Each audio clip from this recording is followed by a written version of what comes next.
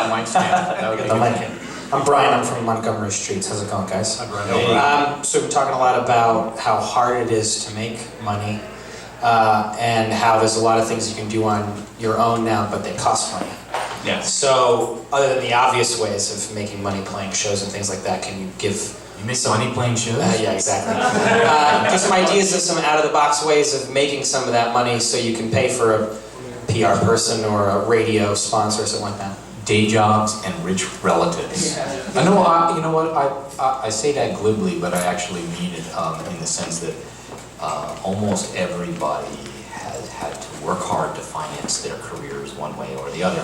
Whether that means getting student loans to go to business school or medical school or whatever.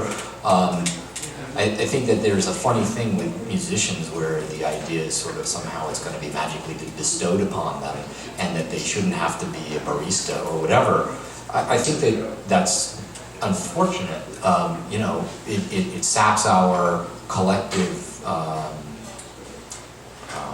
willpower, I think getting a job is a good thing. Saving some money is a good thing. It's not going to make $1 million to, do a major label release, but it's a good start. And if you can put your money where your mouth is as a group, then you may be able to attract some investors who can put in more money. I got a bunch of ways. Reason why I started a Metallica tribute band and Black Sabbath tribute band is because they're already famous and people want to hear that stuff, and if you're good at it, you can make a couple $100 a night in your pocket. And we actually did Alcoholic originally to finance the first Dead by Wednesday album, and it worked out great. Well, two of the guys in the band, myself and the guitar player, played in Alcoholica since the beginning. And we use that to generate money, so I know it sucks to play covers a lot, but if you can do it and you want to do it, you can probably make a lot more money doing that than doing the original stuff. It's sad, but it's true.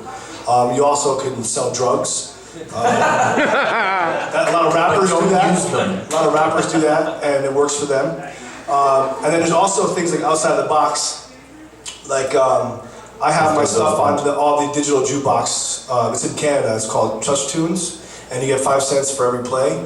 And if you can promote it enough, I mean, it's not a lot of money, but like my ASCAP royalties, you get $20 here and there, and you're happy. It builds up after. And there's also a lot of people don't understand that there's a lot of programs for touring artists on ASCAP, on BMI, that you could apply to every year. And even if you're not making a lot of money because you're not getting played on radio or TV, it's called ASCAP Awards. If you're an ASCAP member, it's a music union. As a touring program called ASCAP Awards. You log in all your shows, and you get $200, $150, $200 a year just for playing shows, because they understand that a lot of artists are like us, not making a lot of money. So you bring up a good point, and I just want to add to it for a second, which is that all of the PROs will also pay you for playing your own songs if you remember to actually let them know, and there's a process.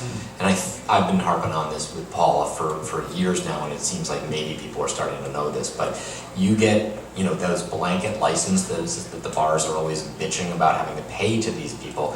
That money is collected for you as a songwriter for having had a band play your song. It happens that you were in the band, doesn't matter. As a songwriter, you're still entitled to be paid, but you have to let your PRO know that it was played, because otherwise they'll never know, and then that money goes to my friend Britney Spears. It's a grueling process. It takes about a couple hours to fill out the form, but it's No, it's not anymore. It's actually, you can do it online. It takes about 5 minutes to do your performance. Well, regardless, it's time, and you're just basically working for yourself at that point. You're getting paid to sit there and fill out a form just for playing some shows.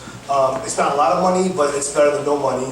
And if you're going to put all that time into it, I've been telling my band members for years to do it, and guess what? I'm the only one that gets the money every year because they're too lazy to do it. I love them to death, they're my guys, but they don't want to deal with it, so hey. You should do it for them and just keep it for yourself. If it took an hour to do the form, which it won't, but if it did, and you got $200, when was the last time you made $200 an hour? Yeah. Exactly. Right? And if it takes you 10 minutes, then that's, I don't want to do that. You guys are also talking about two different things. Which Yes, of course. I'll address both of those in the next panel.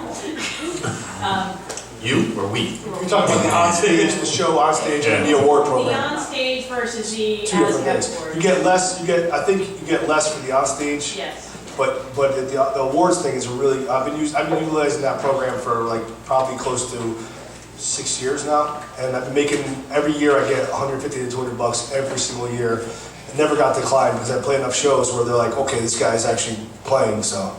To further address your question of possible income streams, again, an association with touring, I mean, again, look for sponsors. This is the important part. I go back to knowing who your fans are and identifying, even to bring it down to scale, because it is achievable, as to, you know, lifestyle aspects. You all drive something to get where you're going. You all wear you all style in a certain way, you know, whether it's jeans or sneakers or hoodies or something to that effect. You have your favorite beverage. There's things of that nature. There are probably local businesses. Everybody's got a marketing budget and they're going to spend the money somewhere. So the thing is to approach them from a business perspective. If you can deliver the audience that they're targeting, and you have that available audience, most businesses will want to associate with you. They'll say, hey, I've got this much money, and if there's a way to brand your band and with that audience, then there's going to be resources for you. And they'll come from, like I said, car dealerships, clothing stores. It's the obvious. Just look around you, observe. When I go to concerts, I'm always looking at everybody, say, what are they wearing? How did they get here? If you start to identify all these resources, there's money at the end of that trail.